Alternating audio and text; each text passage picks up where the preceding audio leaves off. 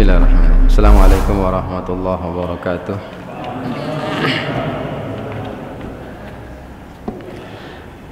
Innal hamdalillah nahmaduhu wa nasta'inuhu wa nastaghfiruh wa na'udzu billahi min shururi anfusina wa min sayyiati a'malina.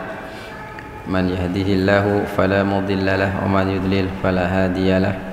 Asyhadu an la ilaha illallah wahdahu la syarika lahu wa asyhadu anna Muhammadan abduhu wa rasuluh. Qala ta'ala ya ayyuhalladzina amanu taqullaha haqqa tuqatih wa la tamutunna illa wa antum muslimun. Ya ayyuhan nasu taqu rabbakumul ladzi khalaqakum min nafsin wahidah wa khalaqa minha zawjaha wa batha minhuma rijalan katsiran wa nisaa'a wattaqullaha alladzi tasaaluna bihi wal arham innallaha kana 'alaikum raqiba. Ya ayyuhalladzina amanu taqullaha wa qulu qawlan sadida yuslih lakum a'malakum wa yaghfir lakum dhunubakum wa may yuti'illaha wa rasulahu faqad faza fawzan 'azima. Amma ba'd, fa inna asdaqal hadithi kitabullah wa khairul huda huda Muhammadin sallallahu alaihi wa ala alihi wa sallam. Syarrul umuri muhdatsatuha wa kullu muhdatsatin bid'ah wa kullu bid'atin dhalalah wa kullu dhalalatin finnar. Allahumma sholli ala Muhammadin wa ala alihi wa man tabi'ahum bi ihsanin ila yaumiddin. Alhamdulillah, ikhwafillah jemaah sekalian rahimani wa rahimakumullah. Pada malam hari yang berbahagia ini Allah Subhanahu wa taala kembali kumpulkan kita di suasana yang sejuk, yang mudah-mudahan kita semua dalam lindungan Allah Subhanahu wa taala, dalam keadaan sehat dan juga dalam keadaan tidak dileputi dengan kesedihan-kesedihan yang berkaitan dengan urusan dunia kita. Kita lanjutkan kembali pada malam hari ini setelah kita pada pertemuan yang pekan yang lalu kita selingi dengan kajian yang bersifat umum ya, yakni tentang pentingnya ibadah solat, tadi manzilah solat dalam syariat. Kita lanjutkan kembali pelajaran kita tentang fikih pengurusan jenazah. Sekali lagi ini penting untuk sama-sama kita pelajari agar nanti kita di tengah masyarakat itu bisa memberikan manfaat yang secara umum adalah berkaitannya dengan bagaimana kita mengurus jenazah ini yang benar-benar ada ilmunya, ada dalil yang kita ketahui, ada petunjuk daripada ulama-ulama kita ya. Karena ini akan berbeda sekali ketika kita mengamalkan sesuatu hanya dari melihat kebiasaan apa yang dilakukan oleh orang tua kita, sekalipun kita tidak menuduh perkara ini semua apa yang dilakukan oleh orang tua kita ini atau orang-orang yang telah terdahulu dari kalangan orang-orang di lingkungan kita ini adalah perkara yang di luar syariat, tidak, tapi paling tidak kita bisa mengukur ya, mana ini yang benar-benar pas, mana ini yang dengan bisa benar-benar sesuai dengan syariat, mana yang perkara yang kita boleh amalkan, mana yang tidak boleh, mana yang harus kita tinggalkan. Jadi ini pentingnya kita belajar terutama dalam perkara-perkara seperti ini. Kita masuk ke pembahasan kita dalam hal pengurusan jenazah ini, yaitu takfinul mayyit, mengkafankan mayit. Secara hukum ya, ajma'ul ulama'i ala anna takfinul mayyit bima yastaruhu fardu kifayah. Jadi secara umum para ulama sepakat bahwasanya mengkafankan mayit adalah fardu kifayah. Jadi kewajiban bagi kita, apabila kewajiban ini sudah dilakukan oleh sebagian daripada kita, maka gugur kewajiban untuk yang lain. Dan perbuatan ini mengkafankan mayit ini diambil dari hadis-hadis yang memang umum dadangnya dari Nabi sallallahu alaihi wasallam ya. Hadis ini dari bentuknya perintah, juga bentuk dari perbuatan Nabi sallallahu alaihi wasallam. Di antaranya hadis dari Ibnu Abbas radhiyallahu taala anhu, beliau mengatakan anna rajulan, bahwasanya pada suatu ketika ada laki-laki jatuh dari ba'irihi, jatuh dari binatang tunggangannya, dari unta yang ditungganginya. Wa nahnu ma'an Nabi sallallahu alaihi wasallam wa huwa muhrim. Pada saat itu kami sedang berihram, dan juga pada saat itu ada Nabi. Jadi ada laki-laki yang berihram. Pada saat itu pas ada Nabi dan para sahabat. Dalam hal ini Ibnu Abbas yang menceritakan hadis ini. Kemudian dia jatuh dan mati, meninggal orang ini. Jadi jatuh dari tunggangannya itu saat ihram, mati dia saat ihram itu meninggal. Kemudian Nabi mengatakan, memerintahkan kepada para sahabat dan orang-orang yang berada pada saat itu, ya, iksiluhu bima'i wasidrin. Kata Nabi, mandikan dia dengan air dan daun bidara. Jadi air yang dicampur daun bidara.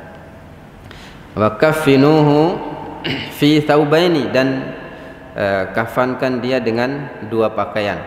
Ya, kafankan dia dengan dua pakaian. Dua pakaian di sini maksudnya adalah pakaian ihramnya itu jangan dibuka, begitu kemudian ditutupi dengan kain kafan selanjutnya nanti di atasnya. Wala tamassuhu tiban, jangan digunakan parfum. Ya, jangan digunakan parfum. Wala takhmiru ra'suhu, dan juga jangan ditutup kepalanya. Jadi ini khusus untuk mayat, ya, khusus untuk mayat yang mati dalam keadaan ihram, maka tidak dipakaikan parfum dan juga tidak ditutup kepala. Sebagaimana orang ihram kan tilwa tutup, tidak boleh tutup kepala, tidak boleh pakai minyak wangi orang ihram tuh. Begitu juga diperlakukan ketika meninggal itu. Kenapa demikian? Nabi mengatakan, fa innallaha yab'atsuhu yaumul qiyamati mulabbiyan. Karena nanti orang yang meninggal dalam keadaan ihram, dia akan bangkit itu dengan bertalbiyah. Allahu akbar, ya, luar biasa. Rezeki orang-orang ini yang bisa datang ke sana itu kemudian meninggal dalam keadaan ibadah, termasuk dalam keadaan ihram itu, nanti ketika dibangkitkan di hari kiamat itu dalam keadaan bertalbiyah. Labbaik Allahumma labbaik, labbaik la syarika laka labbaik. Bisa dibayangkan indahnya, ya. Jadi ketika datang itu bertalbiyah, Allahu akbar. Begitu kematian yang luar biasa. Maka di sini Nabi mengatakan seperti itu. Jadi orang yang mati dalam ihram, dibiarkan pakaian ihramnya itu dibiarkan dan dikafankan, kemudian dikafankan, tapi dikafankannya itu saat tidak boleh dipakaikan parfum dan tidak ditutup kepala. Jadi saat menguburkan itu kafan itu kepala keadaan terbuka. Bisa dibayangkan, ya? Kan kafan kan kalau semua kan dari kaki kan sampai ke atas nih, putuk naiknya kan diikat. Nah, tapi untuk orang yang mati dalam keadaan ihram tadi terbuka kepalanya. Jadi sampai di sini saja kain kafannya itu, dan di atasnya itu dibiarkan terbuka. Jadi dikuburkan itu dalam keadaan kepala terbuka. Jadi seperti itu petunjuk dari Nabi sallallahu alaihi wasallam. Ini menunjukkan hadis ini menunjukkan bahwasanya disyariatkan orang yang mati di antara kaum muslimin itu dikafankan, ya, secara umum diambil dalil seperti ini. Wa fi hadis Khabbab bin al-Ard, dan begitu juga dalam hadis Khabbab ibn al-Ard, qala, dia mengatakan, hajarna ma'an Nabi sallallahu alaihi wasallam naltamisu wajhullah. Kami berhijrah mengikuti Nabi dari Mekah ke Madinah, kami berharap wajah Allah. Fa waqa'a ajruna 'ala Allah, maka kami mendapatkan apa yang kami harapkan dari Allah. Ya, jadi ketika kita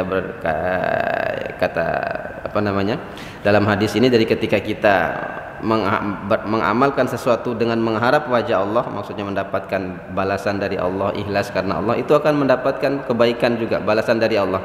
Maka beliau mengatakan kami mendapatkan balasan dari Allah. Faminna man mata, dan di antara kami itu ada yang mati, lam ya'kul min ajrihi syai'an, minhum Mus'ab bin Umair, ya. Tapi di antara kami ada juga, ya, yang meninggal tidak mendapatkan dunia sedikit pun. Maksud sahabat ini ketika mereka hijrah itu dunia akhirat mereka dapat. Dunia dapat, ya, dari berbagai macam jual beli, perdagangan, sawah ladang mereka dapat ketika hijrah. Itu dunia, begitu juga akhirat mereka yakin akan dapat. Tapi ada sebagian tidak mendapatkan, termasuk Mus'ab bin Umair. Mus'ab bin Umair ini adalah salah seorang sahabat yang kaya, dan dia hijrah ketika dia masih muda, kaya dan tampan, paling ganteng di antara sahabat. Ya. Jadi kalau bertemu dengan perempuan pasti jatuh hati perempuan itu. Kalau pada saat sebelum hijrahnya, ya, di parfumnya itu 10 meter itu sudah kecium. Ini Mus'ab ini yang datang ini. Bau wangi, ya, wanginya itu 10 meter itu sudah kecium wanginya Mus'ab ini. Ya, ini ada Mus'ab nih, ya. Tapi ketika masuk Islam dia tinggalkan kehidupannya itu, ya karena orang tuanya yang kaya tadi dia tinggalkan, dia memilih hijrah bersama Nabi sampai mati dalam keadaan miskin. Nah, makanya para sahabat termasuk yang bercerita di sini yaitu Khabbab bin Arid mengatakan kami semua dapat dunia akhirat dapat, kata Khabbab, tapi ada juga sebagian tidak dapat, termasuk Mus'ab bin Umair. Dia ketika jahiliyah dia kaya, ikut orang tuanya yang kaya, tapi ketika dia berhijrah mengikuti Nabi dia tinggalkan kekayaan orang tuanya, dia menjadi orang yang miskin. Dia hidup di emper-emper toko, di pasar, dia tidur di pasar-pasar. Nah, dalam hadis ini disebutkan ketika dia meninggal, ya, kutila yaum Uhud, ketika terbunuh syahid di medan Uhud, ya, falam najid ma nukaffinuhu illa burdah. Tidak ada kain yang dia miliki sedikit pun kecuali burdah saja. Ya, tidak ada kain untuk menutupi, untuk dikafankan, ya, ila burdah. Idza ghatina biha ra'suhu kharajat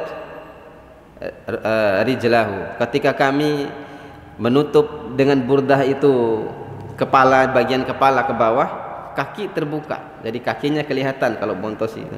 Begitu juga sebaliknya, kalau yang ditutup bagian kepala, wajah akan terbuka. Tidak cukup, jadi tidak ada yang lain dia punya, cuman burdah itu saja. Karena memang hukum asalnya kafan ini adalah dari kita, dari orang yang hartanya itu digunakan dari kita yang mati itu, bukan orang lain. Itu hukum asalnya. Hukum asal kafan itu adalah dari harta kita, ya. Nah, makanya disyariatkan setiap kita ini sebetulnya yang paling bagus adalah menyiapkan kafan masing-masing. Sedia kain kafan serah anda ini. Ya, nanti ada pembahasan di belakang nanti. Jadi seperti itu sebetulnya. Jadi kita ini masing-masing tuh di rumah tuh sedia bawa uku, sepunya naruh serumbu lebar, ya. Ya. Para ulama juga begitu, para salaf itu begitu. Kalau hingga kani, ya, mereka buka mau ganti pakaian itu melihat kafan itu, dan itu akan mengingat kepada kematian, ya. Dan juga itu akan mengingatkan kita kepada kematian. Di mamade pala saya, ya. Jadi seperti itu. Kombi orang tahu nih, dari ini, ya, kebanyakan takut mungkin, ya, kebanyakan. Tapi sebetulnya itu boleh. Nanti ada penyebutan di belakang nanti. Nah, maka ketika dikuburkan si Mus'ab ini, karena tidak ada kain, maka Nabi memerintahkan untuk burdah tadi ditutup dari kepala sampai bawah lutut sedikit. Kemudian kaki yang kelihatan itu dipakai rumput, tutup pakai rumput. Baru dikubur, ya, karena tidak ada hartanya.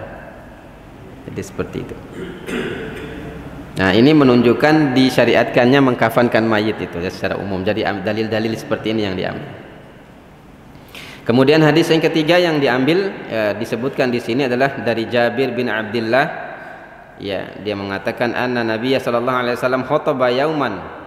Nabi sallallahu alaihi wasallam pada suatu hari beliau berkhutbah, fadzakara rajulan min ashabihi wa qubida wa kuffinu fi kafni ghairi ta'il. Kemudian dia menyebutkan tentang sahabat, ya, kisah seorang sahabat yang pada saat itu sahabat ini dikubur, tapi kafannya itu kafan yang tidak pantas lah, dari kecil, sama seperti Mus'ab tadi itu, ya. Dia ini dikubur seperti itu, ya. Dan waku biro lailan, dan juga dikubur pada malam hari, ya. Dikubur pada malam hari. Kemudian Nabi sallallahu alaihi wasallam mengingatkan, ya, Nabi mengatakan jangan dikubur seperti itu mayit itu, ya, jangan seadanya aja kafan, ya, jangan seadanya kalian seperti itu. Kemudian jangan juga paksakan kubur mayit malam-malam, kata Nabi sallallahu alaihi wasallam, ya, kecuali dalam keadaan terdesak, ya, kecuali dalam keadaan terdesak. Sebetulnya hukum asalnya boleh kalau semua perlengkapan itu ada lampu, ada penerangan, boleh sebetulnya. Kalau tidak ada kendala menguburkan pada malam hari, karena dalam hadis yang lain Nabi juga kubur malam hari. Begitu juga peninggal Nabi, ada sahabat-sahabat yang melakukan itu. Tapi kalau tidak tiba-tiba lengkap, kesannya hura-hara gitu, jangan, sebaiknya jangan, kata Nabi SAW. Maka Nabi mengatakan idza kafana ahadukum akhahu apabila salah seorang di antara kalian mengkafani saudaranya, falyahsin kafanuhu, maka perbaguslah kafannya, perbagus kafan. Ya, karena sunnahnya itu perbagus kafan itu. Nah, kemudian selanjutnya ini hadis-hadis yang digunakan, ya, 3 hadis ini yang digunakan untuk menunjukkan bahwasanya disyariatkannya mengkafankan mayit dalam agama kita ini. Selanjutnya disebutkan di sini alaman takunu tukaliful kafan. Ya.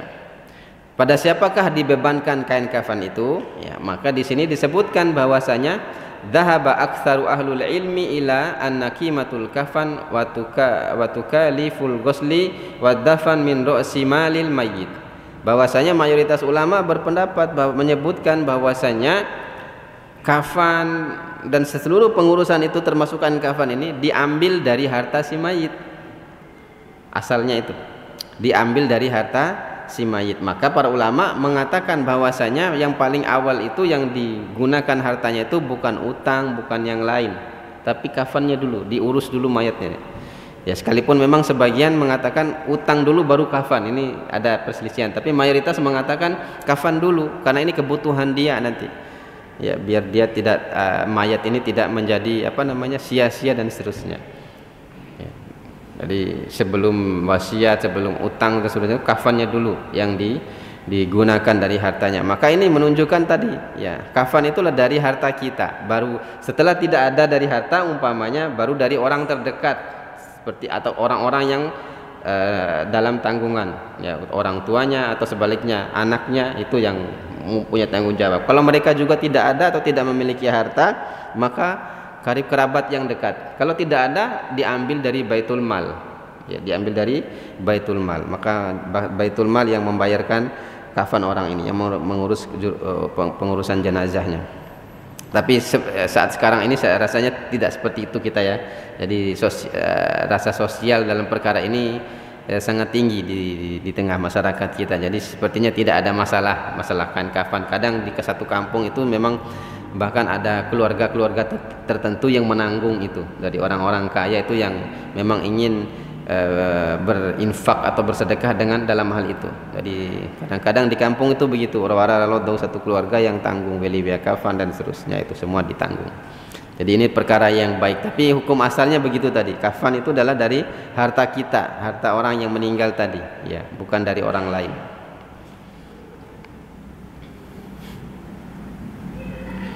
Disebutkan dalam hadis Al-Imam Ibnu Abbas radhiyallahu taala anhu, qala, dia mengatakan, qala Rasulullah sallallahu alaihi wasallam,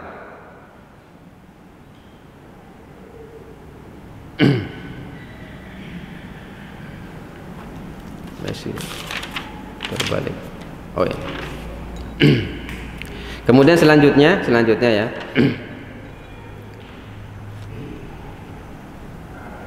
Nah, ini ya, faedah tambahan adalah yajuzu li syakhsin tajhizu kafanuhu qabla al-maut.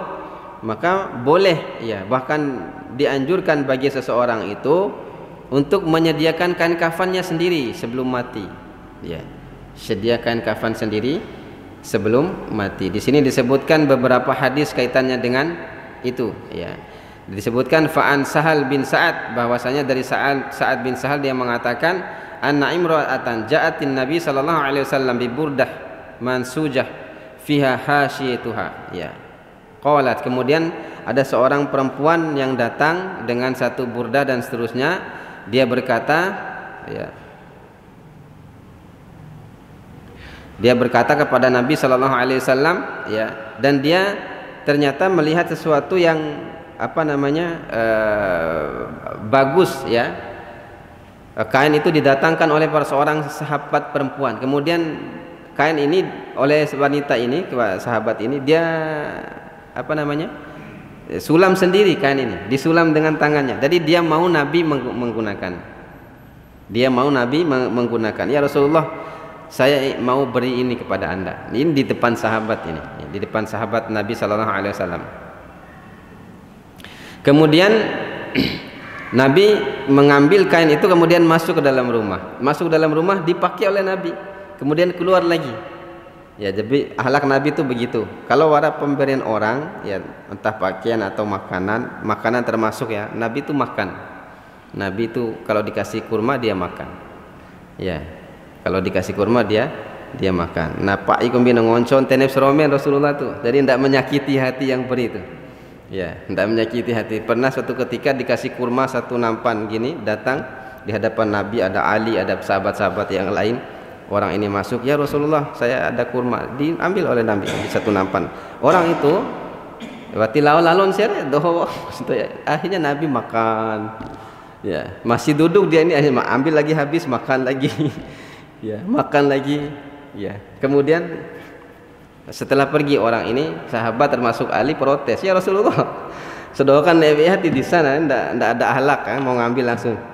Yang sahabat yang lain ini nunggu Nabi kasih gitu, tawarkan. Ya.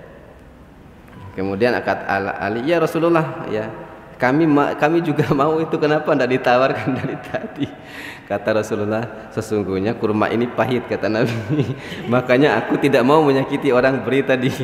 Ya, kalau aku kasih kepada kalian, kalian akan mengatakan yang begini begitu tentang kurma ini. Akhlak Nabi begitu, termasuk dikasih pakaian. Nabi masuk, dari semua orang sahabat tuh, karena bagus sekali di sulaman si perempuan ini. Akhirnya dia karena senang Nabi sudah pakai sarungnya, pergilah perempuan ini. Tapi ada satu sahabat yang rocos, ya katanya, ya. Fa kharaja ilaina Nabi sallallahu alaihi wasallam muhtajan ilaiha tsumma sa'alathu. Fa alimta annahu la yarud, ya.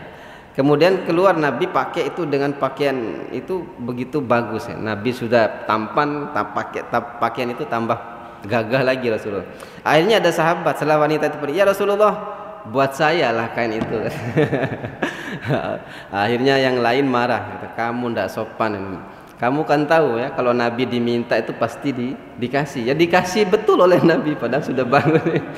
Ya, dikasih. Tapi dalam akhir hadis ya dikatakan bahwasanya ya laki-laki itu berkata kepada para sahabat, ini wallahi, demi Allah, ma sa'altuhu li'albisuha, saya tidak meminta untuk dipakaikan sekarang, ya, tapi katanya innama sa'altuhu litakunu kafani, aku minta kain itu agar nanti aku dikafankan dengan kain itu.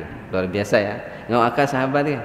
Jadi dia mendapat keberkahan dari Nabi itu kan, apa-apa yang semua dari Nabi itu berkah, bahkan liur Nabi itu berkah, termasuk pakaian dipakai oleh Nabi, kalau dipakai lagi sahabat itu berkah, maka dia ngau akas ya. Jadi aman dia nanti kalau dikubur dengan pakaian yang dikenakan oleh Nabi, aman dia. Ya, luar biasa dapat keberkahan dari pakaian itu. Kemudian di akhir hadis mengatakan, kemudian sahabat tadi ketika mati dikafankan dengan tadi, ya, kain yang dipakai dari Rasulullah SAW. Nah ini menunjukkan tadi boleh, ya boleh ya, di apa namanya kita sediakan dulu kafan itu. Tidak khusus. Nah, di sini ada pembahasan. Bahkan Nabi ada yang sunnah itu kain putih, kemudian ada kain bergaris-garis, berikutnya kain putih lagi. Di sini disebutkan seperti itu. Kita akan lanjutkan, ada hadisnya. Intinya tidak khusus putih. Ya, kalaupun putih itu kalau kainnya bercampur-campur, putihnya di luar. Ya, kalau kainnya bercampur, putihnya tidak wajib putih itu, tidak wajib. Tapi paling afdol kata Nabi. Kain putih itu paling afdol. Di sini ada kita sebutkan hadisnya nanti. Bahkan mengkafankan itu tidak seperti hanya seperti kita sekarang ini. Mengkafankan juga itu ada dengan baju di dalam, kemudian kafan di luar. Nanti kita sebutkan. Nah dari hadis ini ada hadis dari Aisyah radhiyallahu taala anhu.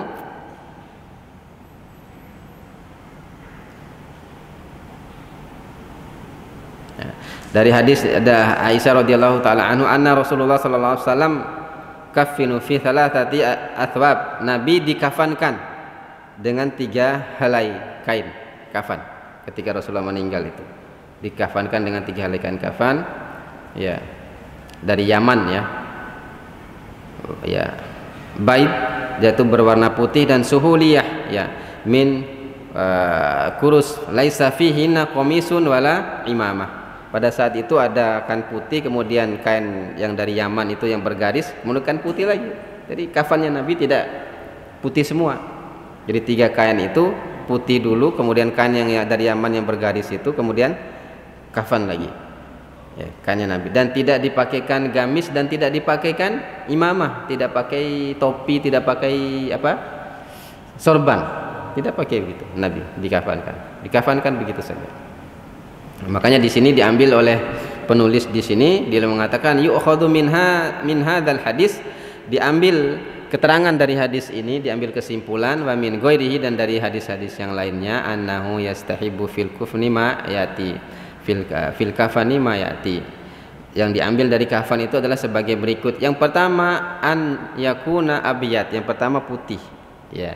Yang pertama putih, di sebagaimana hadis Nabi, albisu min thiyabikumul bayat, pakailah oleh kalian pakaian yang berwarna putih, fa innahu khairun thiyabikum, karena pakaian putih itu paling bagus, pakaian yang paling bagus kata Nabi. Wa kaffinu fiha mautakum, dan kafankanlah dengan kain putih itu orang-orang yang mati di antara kalian. Ini menunjukkan afdol, ya. Tapi bukan berarti tidak boleh. Nabi sendiri tadi kain yang bergaris tadi, ya, digunakan berkafan tadi.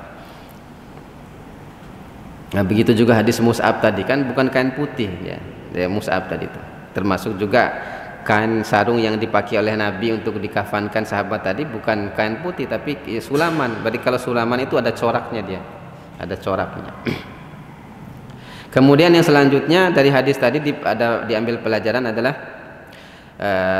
ayyukaffin ar-rajulu fi thalathati athwab, yaitu laki-laki, untuk laki-laki kain kafannya 3 lembar, untuk perempuan 5. Nanti ada penyebutan di belakang nanti. Begitu juga antakuna minal cotton, yaitu dari katun, kain katun. Yang paling bagus itu kain katun. Kemudian selanjutnya an la yakuna fiha qamis wala imamah, tidak perlu ada gamis dan imamah di dalamnya. Ya. Wa in kafana fi qamisin fala ba'sa, tapi kalau dipakaikan gamis tidak apa-apa. Maknanya begini, ya. Jadi selama ini kita memahami mengkafankan itu kan hanya kain kafan, ya, kain kafan, tidak ada apa-apa di dalam mayat telanjang, ya. Tapi boleh juga ada gamis, ada pakaian di dalam itu boleh, ada gamisnya, ya, kain gamis. Tapi kalau mau ikut Nabi sendiri tidak ada gamis, tidak ada imamah tadi, ya. Nah, tapi untuk sekarang ini gamis dan imamah itu kalau kita sering ikut praktek mengkafankan mayat di tengah kampung kita itu dipakaikan gamis-gamisan dan imamah-imamahan, ya, paham?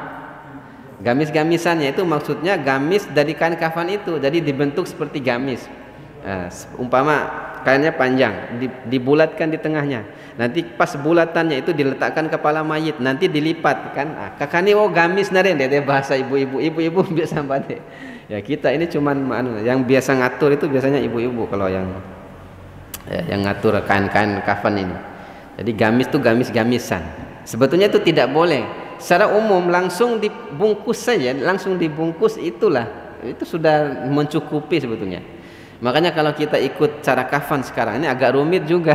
Maklum mubarak, tutakan rakyat, nanti ada lagi apa tadi tuh imamah, ya, ada sorban. Padahal tidak perlu itu semua. Dipakaikan topi, tidak perlu itu semua, tidak perlu. Ya? Iya, tapi bukan boleh. Bukan yang sunnahnya tidak seperti itu. Tapi di sini disebutkan boleh. Makanya di sini saya baca di sini, ya. Ya wa in kafana wa in kafina fi qamisin fala ba'sa. Kalau dikafani dengan gamis di dalamnya enggak masalah. Dipakai gamis dulu enggak masalah. Ya. Wa in kanal ula tarokahu, akan tetapi yang lebih utama adalah ditinggalkan perkara itu. Jadi kafan saja. Nah, sekarang ini bukan kafan saja. Wara wolo rauna. Ada wolo-wolo taro. Ya, sebetulnya tidak perlu itu. Sekarang ini kafan, wolo, nah, dilapis begitu banyak. Makanya agak tebal, agak besar kalau kita angkat mayit itu. Ya, kelihatannya. Padahal simpel sebetulnya. Enggak perlu itu sebetulnya. Tapi sekarang itu sudah seperti itu Nah, di sini ada dalil tentang itu, tentang menggunakan gamis di dalam. Fa'an Ibnu Umar, dari Ibnu Umar bahwasanya Abdullah bin Ubay Lama tuwfiya ja'a ibnihi ila Nabi sallallahu alaihi wasallam, ketika Abdullah bin Ubay ya meninggal, maka anak laki-lakinya datang kepada Nabi. Faqala, dia mengatakan, ya Rasulullah, ya, u'tuni qamisuka. Ya Rasulullah, saya minta komisnya, gamis. Ya Rasulullah, berikan saya kepada gamis Anda ya Rasulullah. Ukaffinuhu fihi. Saya mau gamis itu dikafankan untuk orang tua saya ini. Jadi dipakaikan gamis. Ya, sahabat itu begitu ya. Dia minta gamis Nabi, kemudian dibuat dikafankan kepada bapaknya yang meninggal. Wa sholli alaihi, kemudian salatkanlah jenazahnya ya Rasulullah, wastaghfir lahu, dan mohonkan ampun untuknya ya Rasulullah ya. Fa'atahu Nabi sallallahu alaihi wasallam qamisuhu, maka Nabi kasih lagi gamisnya. Nabi itu kalau diminta itu seperti itu. Langsung kasih. Dikasih oleh Nabi, dan gamis itu pakaikan ke mayat tadi. Maka di sini ada perkataan Imam Syafi'i, qala asy-Syafi'i fil Asy-Syafi'i dalam al-Um mengatakan, wa in kafana fi qamisin, kalau di mayit itu dipakaikan gamis ya, maka ja'ala qamisin duna thiyabin wa thiyabin fawqahu ya. Dan caranya adalah dipakaikan gamis dulu, baru dikafankan. Nah, gitu caranya. Tapi ini kalau ini sulit kalau diamalkan di tengah kita. Ya, kenapa? Karena rata-rata kita ini kalau mandikan mayat itu, mayat sudah tidak bisa gerak lagi. Kalau mau pakai gamis tidak bisa. Ini menunjukkan orang dulu tuh kalau sudah meninggal sudah mereka segera kan. Nah, kalau pakai gamis mayat itu sulit. Ya, kalau kecuali lagi baru tadi, kalau masih baru kan masih bisa digerak-gerakkan badannya itu, maka masih bisa dipakaikan gamis. Ini mereka ternyata para orang-orang terdahulu tuh bersegera dalam mengurus jenazah seperti itu. Jadi tidak masalah. Nah, jadi boleh ya, boleh pakaikan gamis di dalamnya. Baru dibungkus dengan kafan, tidak masalah. Tapi yang lebih utama adalah tidak begitu, tapi langsung dikafankan dalam keadaan tidak berpakaian, tidak bergamis di dalamnya. Itu yang lebih utama.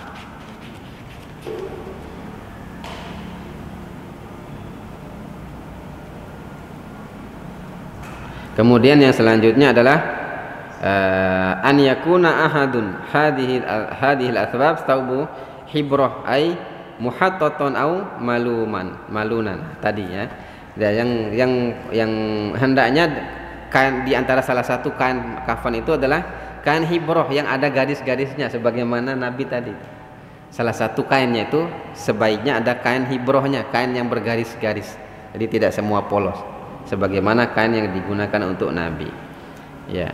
Dari Jabir, hadis dari Jabir radhiyallahu taala anhu, dia mengatakan bahwasanya Rasulullah SAW bersabda, "Idza tufiya ahadukum fawajada syai'an falyukafinu fi thawbin hibrah."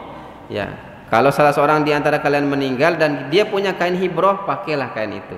Sebagaimana Nabi juga ternyata dipakaikan hibrah oleh para sahabat. Di salah satu kafan 3 lembar itu.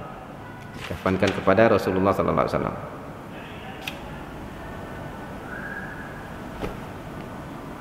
Ini sudah mengkafankan orang yang. Kemudian saya sebutkan sedikit ini karena setelah ini ada pembahasan menggotong jenazah, mengiringi jenazah ke kita habiskan ini ya, tentang kafan. Takfinus syahid fi thiyabihi allati qutila fiha au fi ghairiha. Termasuk orang yang syahid. Orang yang syahid dikafankan tapi pakaiannya di dalamnya tidak dibuka. Di kafan ada pakaiannya di dalamnya. Ya, kecuali di dalamnya itu penjelasannya ada pakaian-pakaian yang tidak wajar. Nah, itu dibuka. Seperti pakai baju besi, dibuka baju besinya. Warna embel-embel itu yang dibuka karena itu pakaian yang tidak wajar disebutkan di sini. Baru dikafankan di luarnya. Ya. Begitu juga terakhir adalah kafanul mar'ah, mengkafankan perempuan. Termasuk mengkafankan perempuan ya, dalam hadis ini disebutkan bahwasanya Nabi sallallahu alaihi wasallam ya ketika mengkafankan anak perempuannya, beliau berdiri di pintu, perempuan-perempuan yang mengkafankan, Nabi kasih satu-satu, dikasih sarung dulu. Kasih sarung. Kemudian dikasihkan gamis lagi. kasih gamis pakai gamis, kasihkan lagi jilbab di himar, dikasih lagi pakai himar. Setelah itu Nabi baru kasih kain kafan di luar, dikasih kain kafan. Ya, jadi kain kafan itu di luar, ya. Jadi tidak ada pakaian di dalam, terutama perempuan, dan perempuan ini harus tebal sampai 5. Ya. Dan dulu terakhir ya, dan dulu itu awal-awal Islam itu tidak ada keranda mayat, itu tidak ada penutup, tidak ada penutup. Nah, penutup ini ketika dilihat oleh sebagian sahabat perempuan dari Yaman. Ya, dulu tuh keranda tuh hanya diangkat begitu saja dan mayat kelihatan, patiara bonto.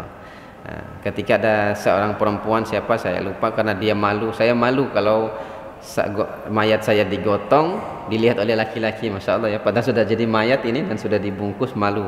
Maka saya buatkanlah saya seperti keranda-kerandanya orang Yaman itu, di luarnya dibikin kubah itu penutup, biar tidak langsung kelihatan mayatnya. Mulai saat itulah baru ada dikenal itu penutup di luar tuh. Ya, awalnya itu adalah hanya langsung digotong saja, ya, kelihatan mayat yang di dalamnya itu ketika digotong. Demikian ya. Nanti kita pada pertemuan yang selanjutnya kita akan lanjut dengan pembahasan mengiringi jenazah, ya, dan juga menguburkan jenazah. Insya Allah, kalau mudah-mudahan Allah beri kita semua kesehatan dan umur panjang. Demikian ada yang bisa kami sampaikan. Ada salah-salah kata ana mohon maaf. Aku qouli hadza astaghfirullah li wa lakum. Subhanakallahumma wa bihamdika asyhadu an la ilaha illa anta astaghfiruka wa atubu ilaik. Assalamualaikum warahmatullahi wabarakatuh.